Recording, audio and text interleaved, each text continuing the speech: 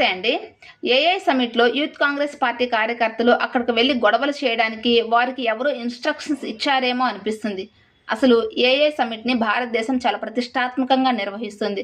కాకపోతే ఆ AI summit దేశంలో కాంట్రోవర్సీ అవుతుంది. మొదటగా గల్గోటియా యూనివర్సిటీ వాళ్ళు చెలరేగిన వివాదం అంతా ఇంతా కాదు. చైనా వాళ్ళు తయారు చేసిన రోబో డాగ్‌ని మేమే డెవలప్ చేశామని చెప్పేసి క్లెయిమ్ చేసుకున్నారు.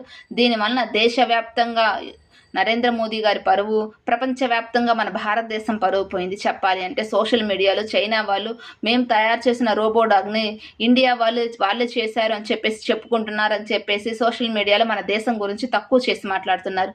ముఖ్యంగా గల్గోటియా యూనివర్సిటీ వాళ్ళ వివాదం బీజేపీ పార్టీకి చాలా డ్యామేజ్ జరిగింది. దేశవ్యాప్తంగా నరేంద్ర మోదీ గారిని చాలామంది విమర్శలు చేస్తున్నారు. ఎందుకంటే ఆ యూనివర్సిటీకి బీజేపీకి సత్సంబంధాలు ఉండబట్టి.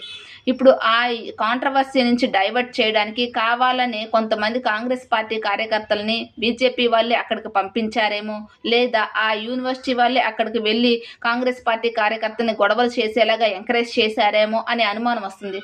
ఒకవేళ నిజంగా కాంగ్రెస్ పార్టీ కార్యకర్తలు గొడవలు చేయాలి అనుకుంటే ఏఐ సమిట్ జరుగుతున్న మొదటి రోజే వెళ్ళి గొడవలు చేసేవాళ్ళు కదా. అలా కాకుండా ఇప్పుడు ఈ ఇష్యూ జరిగిన తర్వాత అక్కడికి వెళ్ళి వాళ్ళు గొడవలు చేయడం చూస్తుంటే దీని వెనకాల ఎవరో ఉన్నారేమో అనే అనుమానం చాలా మందిలో ఉంది. కాదు, కాంగ్రెస్ పార్టీని అక్కడికి వెళ్ళి గొడవలు చేసింది అంటే ప్రతి ఒక్కరూ కాంగ్రెస్ పార్టీ చేసిన పనిని ఖండించాల్సిందే. అలా కాకుండా బీజేపీ వాళ్ళు దీన్ని వెనకుండి నడిపించారు అంటే మాత్రం ఇది బీజేపీ పార్టీకి పతనానికి నాంది కావచ్చు.